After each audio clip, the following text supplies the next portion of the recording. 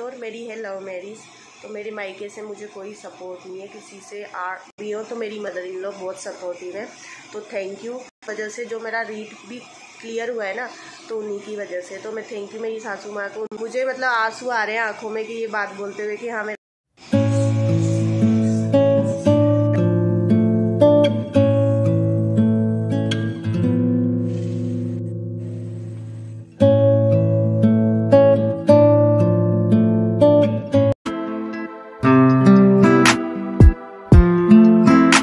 YouTube family कैसे हो आप सब। तो आज बजे हैं शाम के 4 और फर्स्ट ग्रेड का एग्ज़ाम सिर पर आ चुका है। जिन जिन लोगों ने भी आरपीएससी के फॉर्म फिल अप किए थे उन सबको एडवांस में बधाई और बेस्ट ऑफ लक पेपर के लिए। तो मैं मेरी तैयारी कैसे कर रही हूँ, क्योंकि मैं रीज़न बता दूँ, मैं मेरी तैयारी टाइप से कर रही हूँ क्योंकि मेरा रीट मेन में भी हो चुका है, तो मैं वही सिलेबस पर ज़्यादा फोकस कर रही हूँ। क्योंकि मैं जिस सब्जेक्ट से हूँ फर्स्ट ग्रेड में, उसमें हमारे सीटें हैं ही नहीं, और लेडी सारी फीमेल के लिए ही हैं वो रिजर्व सीटें, बट 25 सीट्स के लिए तो मुझे नहीं लगता। तो जहाँ पर मुझे चांस ज़्यादा मिल रहे हैं तो मैं उसी पे फोकस कर रही हूँ। हाँ, जो फर्स्ट ग्रेड में भी हैं मेरे और रीट में भी हैं, उन चीज़ों को मैं पहले कवर कर रही हूँ। और आज है, मैं कल से आपको अपनी अपडेट दूँगी कि मैं कैसे स्टडी कर रही हूँ। बच्चों के साथ मैनेज करना थोड़ा हो जाता है। तो यहाँ पर मैं बता दूँ मैं क्या कर रही हूँ, मुझे 2022 में क्या क्या करना है तो उसकी मैंने डिटेल लिखी है। एक तो मुझे सीटेट मेरा पुराना हो चुका है, उसके बेस पे ना मैं दे तो सकती हूँ एग्ज़ाम, पास भी हूँ उसमें, लेकिन वो जब इसका नोटिफिकेशन आया ना कि ये आज चल सकता है 7 साल से पुराना या कुछ, तो मैं इस बार ना एनवीएस की परीक्षा नहीं दे पाई। और क्योंकि नहीं दे पाई क्योंकि 2 साल तो कोविड की वजह से सीटेट हुआ ही नहीं, तो मुझे सीटेट भी देना है, सीईटी भी क्लियर करना है, नेट के एग्ज़ाम फॉर्म भरेंगे, भगवान ने चाहा तो होगा। सेकंड ग्रेड के लिए भी मैं तैयारी कर रही हूँ और रीट मेन के लिए भी तैयारी कर रही हूँ। तो फर्स्ट ग्रेड में सिर्फ वही चीज़ें मैं फोकस ज़्यादा कर रही हूँ जो मेरे रीट में भी है, और कुछ चीज़ें हैं जैसे स्कूल मैनेजमेंट और स्कूल मैनेजमेंट फर्स्ट ग्रेड में अलग से है, तो उसको भी हम जल्द पढ़ेंगे क्योंकि उसमें से भी क्वेश्चन आते हैं। तो आप बताना सब कहाँ से हो, और इस माँ को सपोर्ट करो, छोटे छोटे बच्चे हैं मेरे। तो साथ में मैं स्टडी कर रही हूँ अभी, उसके बाद 4:30 के बाद हम जाएंगे किचन में, सब्जी बनाएंगे। मैं आप सबको बता दूँ, अगर आप फैमिली वाले हैं, बच्चे हैं, तो पॉसिबल ही नहीं है कि ना आप अकेले पढ़ाई कर सको। उसका रीज़न मैं बता दूँ, फैमिली सपोर्ट बहुत ज़रूरी है, चाहे हस्बैंड का हो, बाकी फैमिली में आपके इन-लॉज फैमिली में जो भी हो, तो मेरी मदर इन लॉ बहुत सपोर्टिव है, तो थैंक यू। क्योंकि ना वो सुबह काम संभाल लेती हैं किचन का, तो बाकी जो थोड़े बहुत काम होते हैं वो तो देखो बच्चों के करने ही पड़ेंगे, तो उनकी एज के हिसाब से वो बहुत कर लेती हैं। मुझे उनका काफ़ी सपोर्ट है, तो उस वजह से जो मेरा रीट भी क्लियर हुआ है ना, तो उन्हीं की वजह से तो मैं थैंक यू मेरी सासू माँ को, उनको कभी नहीं बोलती पर बोल रही हूँ, उनकी वजह से मेरा रीट फर्स्ट क्लियर हुआ है। और वो जानती हैं कि सब जानते हैं कि मैं स्टडी को लेकर, हर चीज़ को लेकर मैं कितनी फोकस रहती हूँ मेरी लाइफ में। मुझे मतलब आंसू आ रहे हैं आंखों में कि ये बात बोलते हुए कि हाँ मेरा रीट में हो चुका है, क्योंकि उससे पहले जो रीट हुआ था ना उसमें मेरे मार्क्स नहीं आ रहे थे। जो सेकंड है ना वो दिया मैंने, इतना अच्छा पढ़ भी नहीं पाई, पर फिर भी चलो आप सब सपोर्ट करें इस बहन को, मतलब मेरे लिए दुआ करें कि कहीं ना कहीं सेट हो जाऊं। तो यही है मेरी अपडेट। तो फैमिली सपोर्ट बहुत ज़रूरी हो अगर आप इन लॉज फैमिली में रहते हो।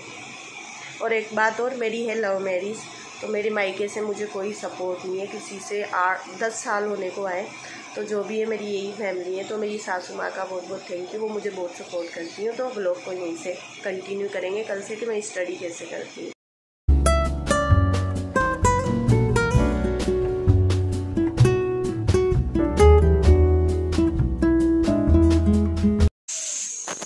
करने के बाद हम आ चुके हैं किचन में, तो चलो किचन का काम करते हैं। दाल मैंने पहले चढ़ा दी थी, तो यहाँ पर मैं तड़का लगा रही हूँ और एक साइड दूध गर्म हो रहा है।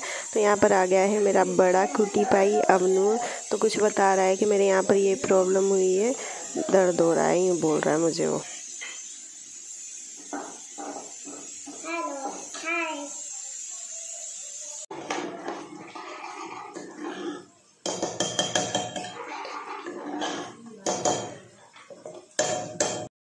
यहाँ पर मैं उठ चुकी हूँ, 4:45 AM हो रहे हैं सुबह के। तो आप बाहर का व्यू तो देख सकते हो, यहाँ से आपको पता चल गया होगा कि सुबह का टाइम है। गाइस अब जल्दी से अपना ब्रश करते हैं। ब्रश करने के बाद अपने कंटिन्यू जो काम है उन्हें कंटिन्यू करते हैं। चलो यहाँ पर अपने लिए पानी गर्म करते हैं। पानी गर्म करने के साथ साथ ही इधर पर मैं बना रही हूँ अमनूर के लिए टिफ़िन के लिए, उसका भी तैयार करके साथ ही रख देते हैं। उसने बोला है कि मीठे पकोड़े खाने हैं मुझे, उसी का बैटर। अब अपने लिए मैं चाय बना रही हूँ। तो यहाँ पर मैंने कल रात को जो दही जमाया था ना वो अच्छे से जम चुका है। अब थोड़ी ठंड होने लगी है तो इसलिए इसे कवर करके जमाया। इसको फ्रिज में रख के आते हैं। फ्रिज में रखने के बाद ना उसके बाद मेरी चाय देखो, वाह, चाय का सुबह सुबह का ना अलग ही मज़ा होता है। जब तक चाय नहीं पीते ना सुबह, तब तक मन ना ऐसे हल्का, शरीर काम नहीं करता, ना बॉडी काम करती है। तो एनर्जी ड्रिंक है ये इंडिया की सबसे पहले चाय। तो कौन कौन चाय पीता है। यहाँ पर बेटर को कवर करके रख देते हैं जब तक टाइम होता है टिफ़िन बनाने का। तो मैंने इसको यहाँ पर कवर करके रख दिया और यहाँ पर मेरी चाय तैयार हो चुकी है। तो चलो चाय पीते हैं अब।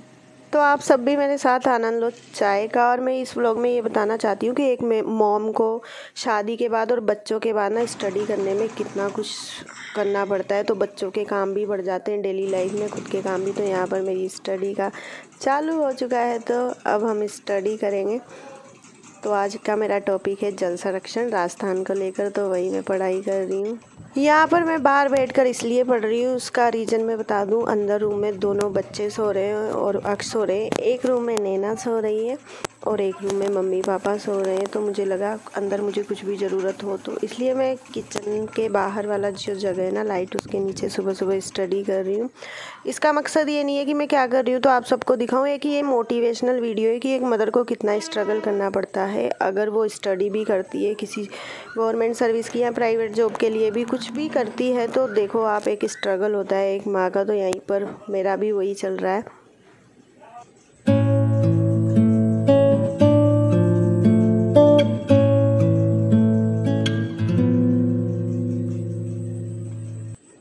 पढ़ाई करते करते यहाँ पर सुबह हो गई है मामू। ये देखो दिन चढ़ गया है, हमारी पढ़ाई कंटिन्यू होते नेस्टा खड़ी नागौर मदार झालरा नेस्टा।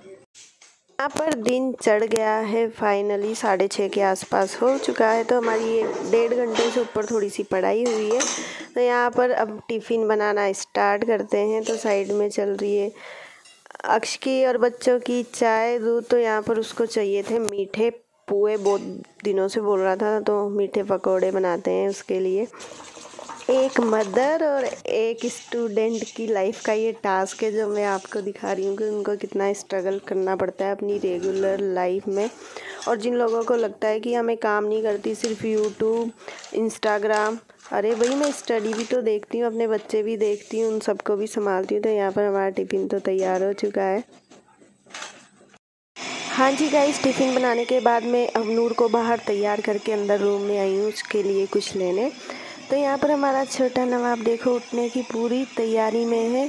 तो बस उठने वाले, थोड़ा अंधेरा है रूम में, अब लाइट ऑन कर दी है। तो देखो अब आप, तो ये उठेंगे। बिस्तर को देखो कैसे करके सोता है, ये सारे कंबलों को नीचे रख के ऊपर सोता है सारी रात। अब उठेंगे, अब उठ गया है मेरा छोटा काका। जैसे ही बड़ा तैयार हुआ, उसके जाने के टाइम हुआ ना, अब इसके काम स्टार्ट हो गए।